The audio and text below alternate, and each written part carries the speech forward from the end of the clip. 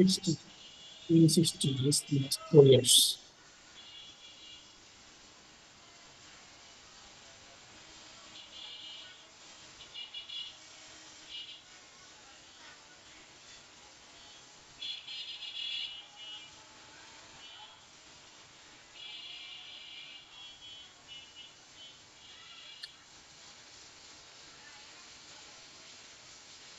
It is 4 years.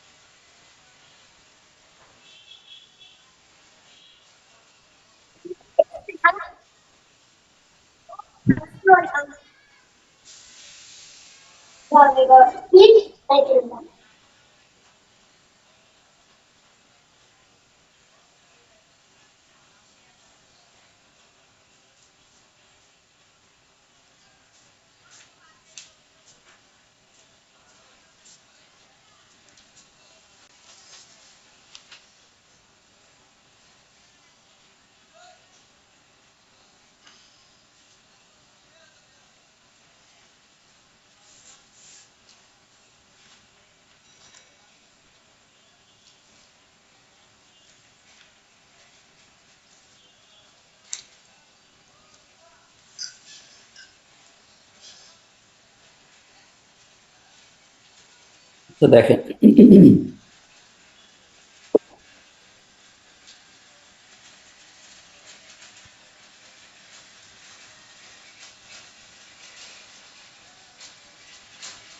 Sir কিছু শোনা যাচ্ছে না। তার কিছু বলে নাই।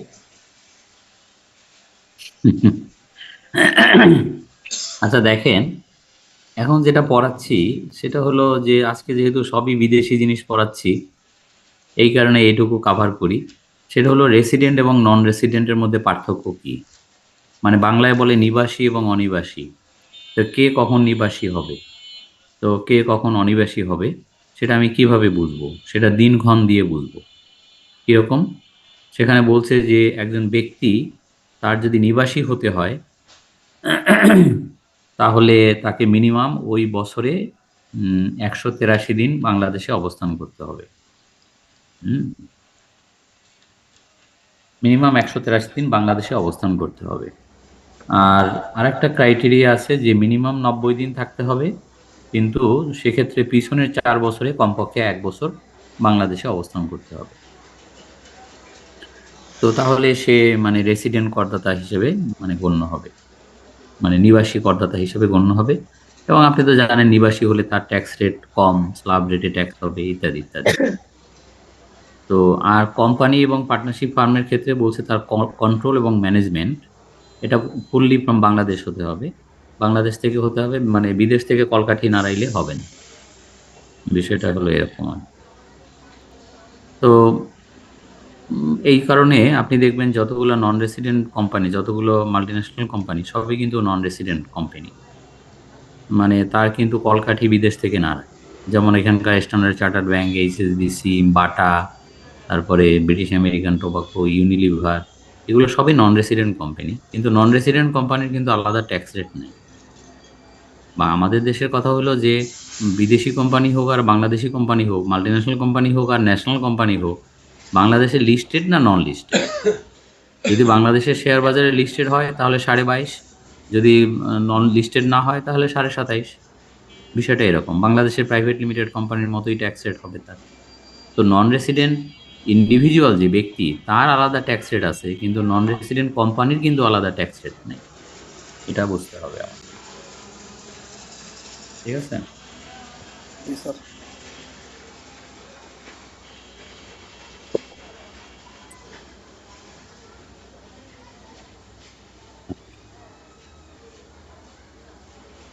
স্যার নন রেসিডেন্ট কোম্পানিটা স্যার কিভাবে ডিফাইন করেছে?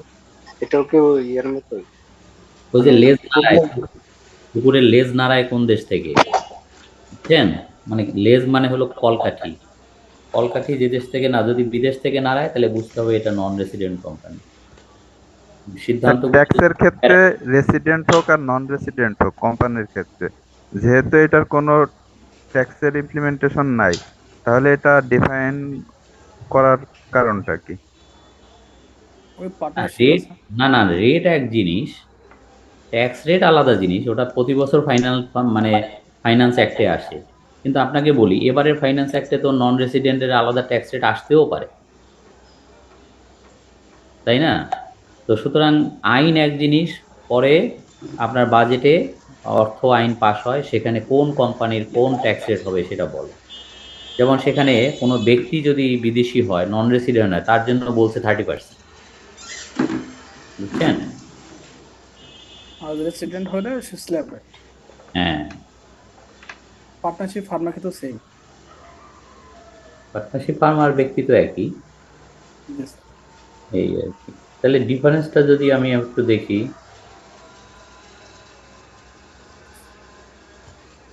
তিনভাবে আমরা ডিফারেন্সটা করতে পারি। একটা হলো ট্যাক্স রেট,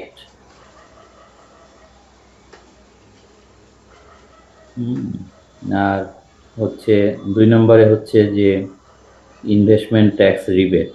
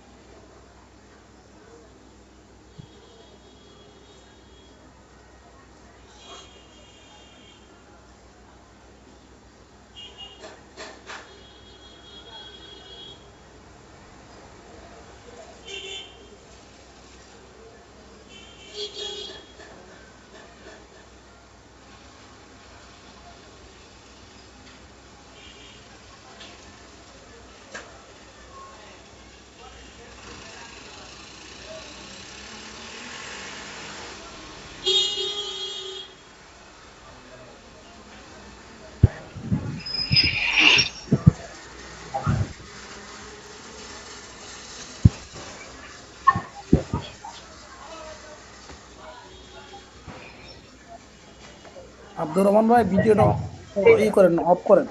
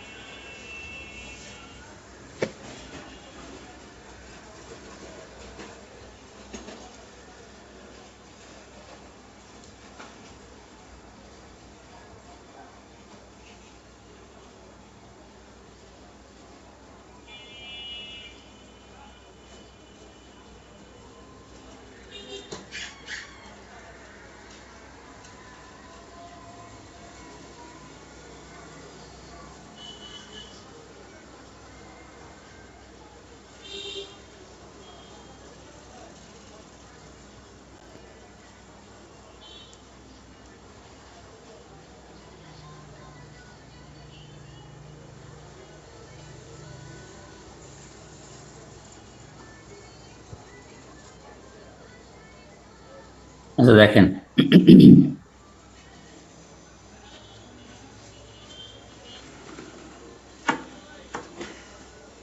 আচ্ছা এখন এই যে তিন রেসিডেন্ট এবং নন রেসিডেন্টের মধ্যে পার্থক্য কি?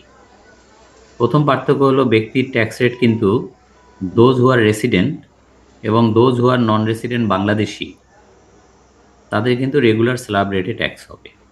সোজা কথা, মানে রেসিডেন্টের মধ্যে কিন্তু রেসিডেন্ট ফরেনারও পড়ে। হুম।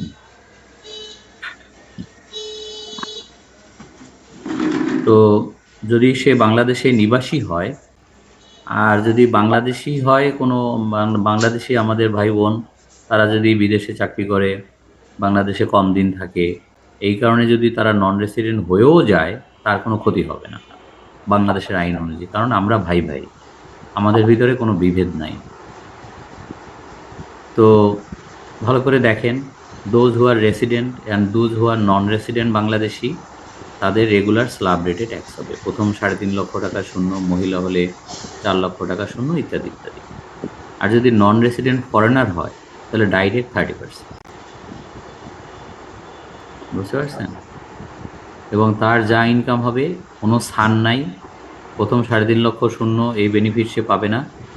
এবং বড় কথা হলো, তার যা ইনকাম হবে ট্যাক্সেবল ইনকাম, তার স্টেট 30% ট্যাক্স। তবে সে যদি একজন চাকরিজীবী হয়, তাহলে সে কিন্তু আমাদের মতো 1/3 অথবা 4.5 লাখ বেতনের, এটা যেটা কম এটুকু কর্ম, ওই সুবিধা পাবে। মানে ওইখানে কোনো হেরফের নেই, ওইখানে কোনো ভেদাভেদ সৃষ্টি করা হয়নি। রেসিডেন্ট নন রেসিডেন্টের জন্য আলাদা কোনো ভেদাভেদ সৃষ্টি করা হয়নি, কিন্তু এটা হবে এইটা। আচ্ছা, এটা গেল 1 নম্বর। বলেন 1 নম্বর নিয়ে কোনো কোশ্চেন? না স্যার। আচ্ছা, স্যার আসেন। নন রেসিডেন্ট ফরেনার ডিটি এর আন্ডারে হলে কি হয় স্যার? ডিটিএর আন্ডারে হলে ডিটিএটা মানে প্রিভেইল করবে, ডিটিএতে যা বলা আছে সেই অনুযায়ী হবে। জিটিএতে 30%-এর ব্যাপারে কিছু বলা নেই। তো ডিটিএতে যেটা বলা আছে, সে কতদিন মিনিমাম বাংলাদেশে থাকলে পরে সে স্বদেশে ট্যাক্স দিতে পারবে, এরকম কিছু বলা টলা আছে। সেটা মানে নন রেসিডেন্ট যদি ডিটিএ থাকে, ডিটিএ দ্বারা গাইডেড হবে পুরোপুরি। মানে একটা কথা মনে রাখবেন, বাংলাদেশে ডিটিএটা কিন্তু বাংলাদেশের লয়ের উপরে স্থান পাবে। যদি দুইটা লতে দুই রকম বলা থাকে, তাহলে ডিটিএতে যা বলা আছে ওইটা প্রাধান্য পাবে। আচ্ছা, গেল মানে 1 নম্বর। তবে আপনাকে একটা কথা বলি, ডিটিএতে আপনার বাংলাদেশে কোনো বিদেশি ব্যক্তি যদি নন রেসিডেন্ট হয়, তার ট্যাক্স রেট কত হবে এটা ডিটিএ দ্বারা গাইডেড না। ডিটিএতে ট্যাক্স রেট বলা নাই, সেটা বাংলাদেশ গভর্নমেন্ট যেটা ফিক্স করবে সেটাই হবে। যাই হোক, তো কোন দেশে ট্যাক্স হবে, এই এই ব্যাপারগুলো পি আছে, মানে পি মানে পার্মানেন্ট এস্টাবলিশমেন্ট। তো কোন দেশে কতদিন থাকলে পরে সেটা পি হিসেবে ধরা হবে, এইসব মানে বেশ কিছু জিনিস বলা আছে, সেটা ভিন্ন জিনিস। যাই হোক, এটা গেল 1 নম্বর। 1 নম্বর নিয়ে আর কোনো কোশ্চেন? আচ্ছা, নাই। 2 নম্বরে আসেন, ইনভেস্টমেন্ট ট্যাক্স রিবেট। তো আপনি জানেন ভালো করে যে কোথায় কোথায় বিনিয়োগ করলে রেয়াত পাওয়া যায়। সেই রেয়াতটা পাওয়া যাবে, কে কে পাবে? পাবে যদি রেসিডেন্ট হয় তারা সবাই পাবে, বিদেশি হলেও পাবে। আর যদি নন রেসিডেন্ট বাংলাদেশি হয় তারাও পাবে। শুধু পাবে না যারা নন রেসিডেন্ট ফরেনার, তারা পাবে। হুম, এই। আর ইনকাম কম্পিটিশনটা একটু দেখেন। স্যার রেসিডেন্টের ভিতরে তো রেসিডেন্ট ফরেনার যেটা, এটা তো ফরেনার যারা রেসিডেন্ট তারা কি পাবে investment এর ভিতরে? ইনভেস্টমেন্ট রিবেট পাবে কি পাবে না নন রেসিডেন্ট ফরেনার যারা, এইটা? হ্যাঁ স্যার, ফরেনার যারা রেসিডেন্ট হয় তারা তো ওই আর এর ভিতরে পড়ে আর গেছে। আর এর ভিতরে পড়ে যাচ্ছে। আচ্ছা আচ্ছা। হ্যাঁ, যারা নন রেসিডেন্ট ফরেনার তারা পাবে না। হুম, এই। তারপরে দেখেন ইনকাম কম্পিটিশন, এটা। আচ্ছা, একটু লাইনে থাকা।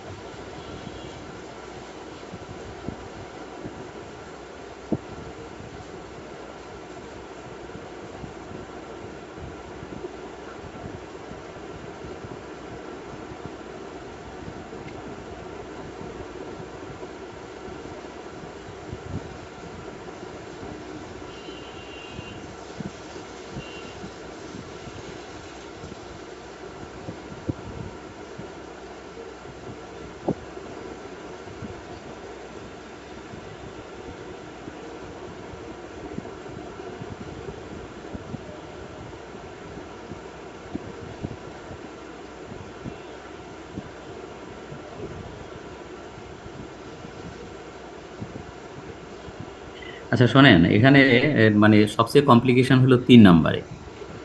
3 নম্বরে হচ্ছে যে ইনকাম কম্পিটিশনের যে বিষয়টা, সেটা হলো যদি কেউ রেসিডেন্ট হয় তাহলে তার টোটাল গ্লোবাল ইনকাম তার আসবে, মানে ফরেন ইনকাম সহ এখানে কম্পিটিশনে আসবে।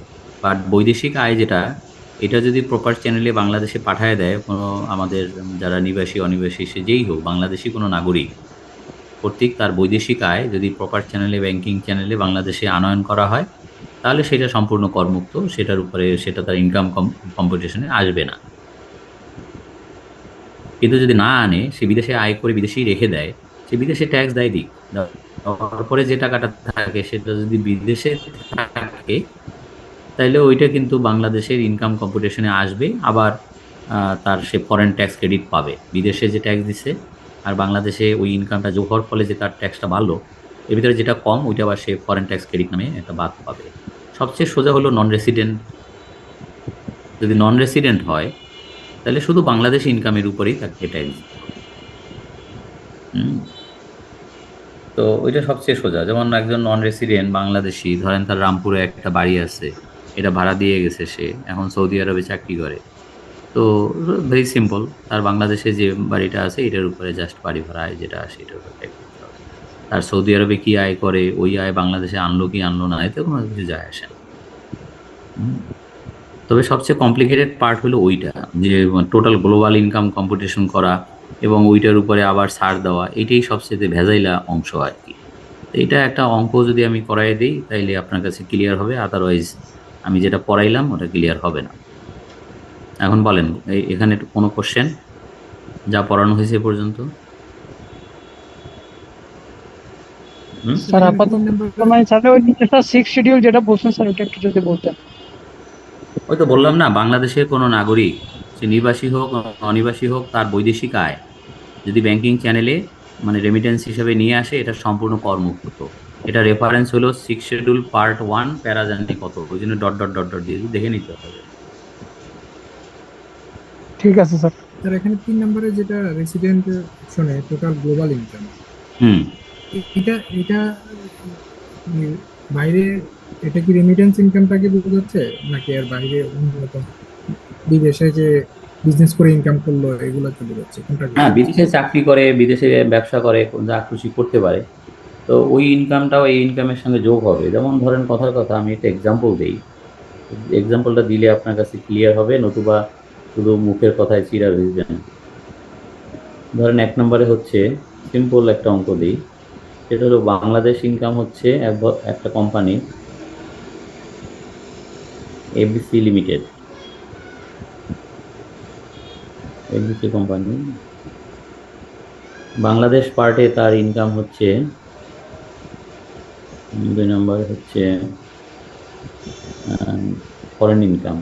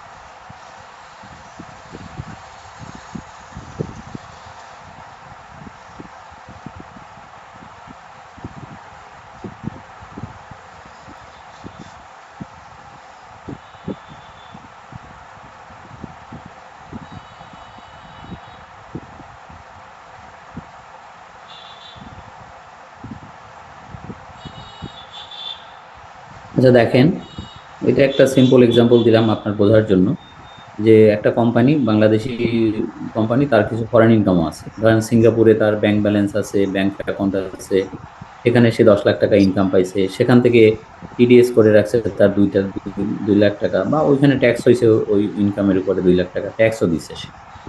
এখন ওই ইনকামটা কি বাংলাদেশে আবার যোগ হবে বিয়োগ হবে, এই মানে ভেলকিবাজি করতে হবে? উত্তর হলো ইয়েস, এই ভেলকিবাজি করতে হবে। একবার যোগ হবে, একবার বিয়োগ হবে, এভাবে হবে। তো বাংলাদেশ ইনকাম কত? 10 লাখ। ফরেন ইনকাম কত? 10 লাখ। টোটাল গ্লোবাল ইনকাম কত? 20 লাখ, যেহেতু রেসিডেন্ট কোম্পানি এটা। তো গ্লোবাল ইনকাম কত? 20 লাখ। এখন এই বিদেশে যে আয় করছে 10 লাখ, ওইটা যদি ওই কোম্পানিটা মানে নিয়ে আসতো, মানে তাহলে এখন নিয়ে আসলেও মুশকিল কি, ওখানে যে আমাদের এসতারও যেটা, ওখানে ব্যক্তির ক্ষেত্রে বলছে, ওটা তো আপনারা দেখে নিয়ে মানে 6 শিডিউল পার্ট 1-এ যে স্যার, ওটা সম্ভবত ওখানে বলছে যে বাংলাদেশের কোনো নাগরিক কর্তৃক। ব্যক্তিগত বলছেন স্যার, ব্যক্তিগত। ও ব্যক্তি হলে হবে, ব্যক্তি যদি, ব্যক্তির ইংরাজি হচ্ছে পার্সন। যদি ব্যক্তি হয় তাহলে তো কোম্পানিও ব্যক্তির মধ্যে পড়ে, পার্সনের সংজ্ঞার মধ্যে পড়ে, সেক্ষেত্রে হবে, এটা তো দেখে নিতে হবে। যাই হোক, তো এখন যদি ব্যক্তির মধ্যে পড়ে, আপনি যদি দেখেন ভালো করে, যদি কোম্পানি বাংলাদেশে এভাবে প্রপার চ্যানেল নিয়ে আসে, তাহলে আর এই ঝামেলার কোনো দরকার হয় না। কিন্তু আদারওয়াইজ কিন্তু এই ঝামেলাটা হবে। সেটা হলো তার টোটাল গ্লোবাল ইনকামটা আসবে, এই গ্লোবাল ইনকামের উপরে আবার ট্যাক্স বের করো বাংলাদেশের ল অনুযায়ী 6 লাখ টাকা। এখন এখান থেকে লেস ফরেন ট্যাক্স ক্রেডিট, এটা আগে ছিল 144, দেখে নিয়েন তো 144 এখনকার আইনে মানে কিসে কোথায় আসছে। তো সেই অনুযায়ী যদি দ্বৈত কর পরিহার চুক্তি থাকে ওই দেশের সাথে, সিঙ্গাপুরের সাথে বাংলাদেশে, তো আসছে তো অবশ্যই। তো তাহলে সে ফরেন ট্যাক্স ক্রেডিট পাবে। কত পাবে? ওই বৈদেশিক আয় বাংলাদেশে যোগ হওয়ার কারণে অ্যাভারেজ রেটে ঐকিক নিয়মে ওই 10 লাখ টাকার উপরে ট্যাক্স আসছে কত? 3 লাখ। আমি এমন সিম্পল উদাহরণ দিছি যাতে আমার ক্যালকুলেটর না লাগে। 3 লাখ। আর বিদেশে ট্যাক্স দিয়ে আসছে কত? ওই ইনকামের উপরে 2 লাখ। এই দুইটার মধ্যে যেটা লোয়ার সেটা বিয়োগ হবে, আর বিয়োগ হয়ে যা থাকে বাকিটা দিতে হবে, এই আর কি। এখন বৈদেশিক যদি আয়, ডিটিএ না থাকতো তাহলে আচ্ছা ক্যালকুলেশনটা ডিটিএ, কেমন? হ্যাঁ ডিটিএ থাকলে ধরে নিচ্ছে এটা, ডিটিএ না থাকলে কি হবে সেটাও বলছে যে এনবিআর যেভাবে প্রেসক্রাইব করবে সেইভাবে সে দ্বৈত কর না থাকলেও, মানে একই আয়ের উপরে দুই দেশে ট্যাক্স হবে, এটা সাধারণত হওয়া উচিত না। তাহলে এনবিআর যেভাবে প্রেসক্রাইব করবে সেভাবেই হবে। কিন্তু আপনাকে বাস্তবের কথা বলি, এনবিআর আজ পর্যন্ত প্রেসক্রাইব করেনি, প্রেসক্রাইব করার কোনো প্রয়োজনও বোধ করেনি। কারণ এরকম কোনো কিছু পাওয়া যায়নি আজ পর্যন্ত, এরকম কোনো উদাহরণ পাওয়া যায় না যে রাশিয়ায় একটা ইনকাম হয়েছে, এখন এটা কি হবে, দ্বৈত কর পরিহার চুক্তি নাই। তাহলে হয় দ্বৈত কর পরিহার চুক্তি করো, অথবা এনবিআর থেকে একটা ডিজাইন করা হোক যে এক্ষেত্রেও দ্বৈত কর হবে না বা কিছু ইত্যাদি। এই হলো বিষয়টা। এই ক্ষেত্রে practical treatment তাহলে কি হতে পারে? আপনার যেটা পড়াইতেছি সেইটা বোঝেন আগে, তারপরে ডিটিএ না থাকলে কি হয়? আমি তো বুঝি, যেই লেখছে যে দেয়ার ইজ ডিটিএ, সাথে সাথে মাথায় ঢুকছে, স্যারের কাছে প্রশ্ন করে আগে, স্যার বুঝছেন? স্যার এখানে স্যার এখানে যে এসি কোম্পানি, তাহলে এটা কি কোশ্চেন শুধু নাই। কোম্পানির ক্ষেত্রে প্রযোজ্য হচ্ছে না? না না, সব তাহলে ক্ষেত্রে, স্যার ব্যক্তির ব্যক্তির ক্ষেত্রে ক্ষেত্রে। যারা ধরেন নন রেসিডেন্ট বাংলাদেশি যারা, সাইকেল পড়ি স্যার। স্যার যেটা নিয়ে কথা বলছিলাম ওই যে স্যার, এই যে ফরেন রেমিটেন্স যেটা, ওইটা হচ্ছে স্যার 13 নম্বর। স্যার আপনার কথা ঠিক আছে, এই 17 নম্বর স্যার, 17 নম্বর পার্ট এতে 17, বাংলাদেশি কোনো স্বাভাবিক ব্যক্তি করদাতা কর্তৃক বিদেশে উপার্জিত কোনো আয় যা তিনি বৈদেশিক রেমিটেন্স সম্পর্কিত বিদ্যমান আইন অনুসারে বাংলাদেশে আনয়ন করিয়াছেন। তাহলে স্যার এই স্বাভাবিক ব্যক্তি কথা বলা হয়েছে। তার মানে উনি যে আমাকে মিসগাইড করলো, ওই আরেকজন আপনাদের মধ্য থেকে, যে স্যার স্যার আমি এখানে, বলছিলাম স্যার, আমি বলছিলাম স্যার, ও আপনি আমারে আমি মিসগাইড বললে আবার করলেন, আমি চেক করলাম স্যার। আবার আপনি আমারে ঠিক মতো গাইড করলেন, জি দেখেন, স্যার। Thank you. মানে আপনি বলছেন ব্যক্তি, আমি ব্যক্তির ইংরেজি হচ্ছে পার্সন। জি তার মানে আমি তখন বুঝছিলাম যে না সবাই পারবে, কিন্তু আমার যতখানি মনে পড়ে যে বাংলাদেশের কোনো নাগরিক কর্তৃক, যেটা মানে আগে ছিল, এসআরওতে ছিল, ওইটাই পরে আইনে আসছে। তো যাই হোক, স্বাভাবিক ব্যক্তির ইংরেজি হচ্ছে ইন্ডিভিজুয়াল। স্যার। তার মানে কোনো কোম্পানির ক্ষেত্রে না এটি স্যার। প্রযোজ্য হবে না। Thank you, thank you. Sir sir, তাহলে আর কি এই যে আমাদের এটা কোম্পানির ক্ষেত্রে হচ্ছে, আপনি যে এক্সাম্পলটা দিয়েছেন এটা শুধুমাত্র কোম্পানির জি ক্ষেত্রে, না, আর ব্যক্তির না ব্যক্তির ক্ষেত্রে আমি আরেকটা দিতে পারি, আজকে হবে না, আজকে অনেক রাত হয়েছে, আজকে আমি পারবো না। আমি যদি আপনার একটা এরকম ব্যক্তির অঙ্ক দিতে বলেন, আমি ব্যক্তির অঙ্ক দিয়েও করাই দিতে পারবো। যে আমি একজন ব্যক্তি, আমি বাংলাদেশের রেসিডেন্ট, আমার সিঙ্গাপুরে আমি টাকা পয়সা রাখি, বুঝছেন? অথবা আমার মানে কানাডাতে আমার সেকেন্ড হোম আছে, তো মানে সেখানে আমার আয় আছে, তাহলে সেটা কি রকম না, হবে? ওই ওইটা একটা অঙ্কটি করাই। সিনারি, ওইটা ঠিক আছে ওইটা, কিন্তু আমার কথা হলো যে নন রেসিডেন্ট ফরেনার আছে, রেসিডেন্ট ফরেনার যারা আর কি, বাংলাদেশি রেসিডেন্ট কিন্তু ফরেনার। হ্যাঁ, এখন হয়েছে কি, বাস্তবতা আপনাকে বলি, যে এটাই দুর্বলতা, যে যারা রেসিডেন্ট কিন্তু ফরেনার, তারা কি, হ্যাঁ, তারা ইন্ডিয়া, ধরেন ইন্ডিয়ান এক ভদ্রলোক, শ্রীলঙ্কার ভদ্রলোক এবং বাংলাদেশে চাকরি করে আজকে 4 বছর যাবত, সে তো অলওয়েজ রেসিডেন্ট, এখন সে কি তার ইন্ডিয়ান ইনকামটাও দেখাবে? এটা কি হয়? এবং এটা কি কেউ দেখায়? অসম্ভব। এবং এটা কি আমরা চাই যে তার ইন্ডিয়ান ইনকামটাও আমি দেখতে চাই? অসম্ভব। এটা আমার দরকার কি? এক ইন্ডিয়ান ভদ্রলোক বাংলাদেশে চাকরি করে আজকে 3 বছর বা 2 বছর চাকরি করে, সে তো রেসিডেন্ট হয়ে গেছে, তো বাংলাদেশে যে স্যালারি পার্টটা ওইটার উপরই ট্যাক্স হবে এবং আমাদের মতোই ট্যাক্স হবে। বুঝতে পারছেন? তো আর এখন নন রেসিডেন্ট বাংলাদেশি হইলে যারা বিদেশে থাকে, বিদেশে ইনকাম করতেছে কিন্তু বাংলাদেশে ইনকাম আছে, ওই ক্ষেত্রে স্যার কি এটা অ্যাপ্লিকেবল হবে? এই কি যে ধরেন applicable? যারা যারা হচ্ছে বিদেশে থাকে কিন্তু সে হচ্ছে বাংলাদেশি। আপনি একটা এখন সিম্পল কোশ্চেন করলেন আমাকে, মানে এটা এত সিম্পল, আপনাকে বলছি এটা, মানে উত্তর বলছি, শোনেন নাই। সেটা হলো, এক ভদ্রলোক সৌদি আরবে চাকরি করে, তার বাংলাদেশের রামপুরায় একটা 6 তলা বাড়ি আছে, এটা বলছি। এবং এই যে সে নন রেসিডেন্ট, সে বাংলাদেশে মাত্র 15-20 দিনের জন্য কদাচিৎ আসে, তো সে নন রেসিডেন্ট, তাহলে তার কি কোন ইনকামের উপরে কত পার্সেন্ট হারে ট্যাক্স হবে? উত্তর, তার শুধু রামপুরার 6 তলা বাড়ি ভাড়া আয়ের উপরে বাংলাদেশে স্ল্যাব রেটে ট্যাক্স হবে। কথা ওকে বলছি স্যার, আপনাকে। Clear clear sir. আপনার একটা সিম্পল কোশ্চেন করলেন, যে আপনার কোশ্চেনটা আমি বুঝি, যে স্যার, তার কি সৌদি আরবের যে স্যালারি ইনকাম ওইটা যে দেশে আনলো না বাংলাদেশে, ওইটার উপরে কি ট্যাক্স হবে? উত্তর হচ্ছে নো। কিন্তু বাংলাদেশে বসে বাইরে ইনকাম করলে ওইটার উপরে হবে। হ্যাঁ, সে যে সৌদি আরবে চাকরি করে, তার ওই চাকরির টাকা বাংলাদেশে আনলো কি আনলো না, ওদের কিছু যায় আসে না, তাতে কিছু যায় আসে না। স্যার গ্লোবাল ইনকামটা যেটা, ওই যে ফরেন ইনকাম, ওটা যদি ওই দেশে রাখে, ওই দেশে ট্যাক্স দেয়, এটা যদি আমাদের দেশে না আনে রেসিডেন্ট, তাইলেও কি স্যার এটা ট্যাক্সটা হবে? তো বলবেই না, না, ওই তো, এটাই তো বলছি, তাহলে আমার আর তো একদিন টাইম বলবেই না। দিতে হবে, আগামী ক্লাসে এটা করায় দেবো অঙ্কটা। যে একজন ভদ্রলোক, সে সৌদি আরবে চাকরি করে, রামপুরে তার 6 তলা বাড়ি আছে, তো কিন্তু এই বছর সে ছিল রেসিডেন্ট, সে ওই যে চাকরি করছে, খুব বেশি দিন হয়নি, মানে যাই হোক, বাংলাদেশে 3 মাস ছিল এই ভদ্রলোক এসে, মানে আগের 4 বছরও হয়তো রেসিডেন্ট ছিল, এরকম ঘটনা। আমি একটা ঘটনা সাজায় দেবো, আপনি যেটা কোশ্চেন করলেন, যে এক ভদ্রলোক বাংলাদেশে রেসিডেন্ট, কিন্তু তার বৈদেশিক আয় আছে, সে বিদেশে 3 মাস চাকরি করছে বা 5 মাস চাকরি করছে, ওইখানে ভালো একটা বেতন পাইছে। এখন স্যার কি হবে? মানে সে তো রেসিডেন্ট, বাংলাদেশের রেসিডেন্ট, এবং সে বাংলাদেশি ভদ্রলোক, বাংলাদেশি পাসপোর্টধারী। এখন তার কি শুধু রামপুর আর বাড়ি ভাড়ার উপরে ট্যাক্স দিলে হবে, নাকি তার সৌদি আরবে যে ইনকামটা করছে ওইটাও আমাদের পারভিউতে আসবে?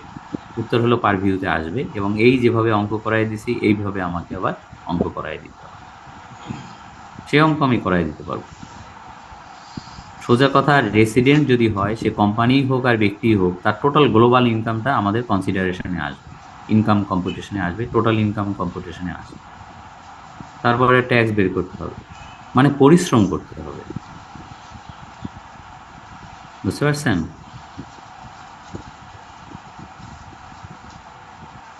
এবং ওইখানে অ্যাভারেজ রেট বের করাটা ডিফিকাল্ট, আমি তো একটা সোজা অঙ্ক দিয়েছি, যাতে করে আপনি বুঝতেও পারেন, আমারও বেশি কষ্ট না হয়, কিন্তু ওইটাতে কষ্ট হবে, কারণ ওইটাতে আবার অ্যাভারেজ বের করতে হবে, কারণ ওটা তো স্ল্যাব রেট।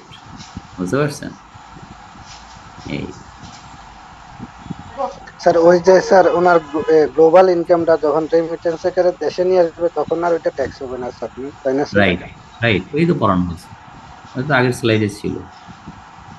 স্যার, ওটা ওকে স্যার। ওটা আনলে আর হবে না, কিন্তু যদি না আনে তাইলে এরকম যোগ হবে, আবার এরকম বিয়োগও হবে। স্যার কোন কোন দেশের সাথে ডাবল ট্যাক্স এগ্রিমেন্টটা আছে, এটা লিস্ট এটা কোথায় আছে, পাবো? না ওটা লিস্ট আমার কাছে আছে, আমি আপনাকে দেব, আমি আপনাকে দিয়ে দিছি, আপনি তো পাইছেন, আপনার কাছেই তো আছে, আমি তো সেদিন দিয়ে দিচ্ছি আপনাদের। আপনার কাছে আছে ওইটা, তারপরও আপনি চাইলে আমি আবার দেখাইতে পারবো। সরি, ওই কোশ্চেনটা কিন্তু স্যার চলে আসে, ডাবল ট্যাক্সেশন এগ্রিমেন্ট না থাকলে পরে এবং রেমিটেন্সের টাকা যদি না আনে তাহলে কি যোগ হবে কি না? রেমিটেন্সের টাকা না আনলে তো সবসময় যোগ হবে, এটা তো সত্যি কথা। আর ডাবল ট্যাক্সেশন অ্যাভয়েডেন্স এগ্রিমেন্ট না থাকলে কি হবে, না থাকলে কি হবে কে জানে। তো বলতে পারেন স্যার এইভাবে কথা বলতেছেন কেন? এইভাবে কথা বলতেছি এই কারণে যে দ্বৈত কর পরিহার চুক্তি থাকলে কি হবে সেটা দিয়ে একটা অঙ্ক করায় দিলাম, কিন্তু না থাকলে কি হবে এবার এক্ষেত্রে বলা আছে আইনে 145 যেটা আগে, সেটা হচ্ছে যে না থাকলেও তারা দ্বৈত কর পরিহার থেকে মুক্তি পাবে, একটা রেটে হয়তো মুক্তি পাবে, সে as the NBR may prescribe. NBR যেভাবে প্রেসক্রিপশন করবে, যেভাবে মানে রুল ফ্রেম করবে, সেইভাবে তারা মানে দ্বৈত কর থেকে মানে অব্যাহতি পাবে। দ্বৈত কর পরিহার চুক্তি যদি থাকে তাহলে কিভাবে পাবে সেটা তো একদম অ্যাসার্টেইন, সেভাবে তো অঙ্ক করায় দেওয়া হলো, কিন্তু ওই অঙ্কটা করতে পারবো না যদি দ্বৈত কর পরিহার চুক্তি না থাকে। কেন কেন করতে পারবো না? যে এনবিআর এখনো সেই পদ্ধতি বা সেই কোনো কিছু প্রেসক্রাইব করেনি।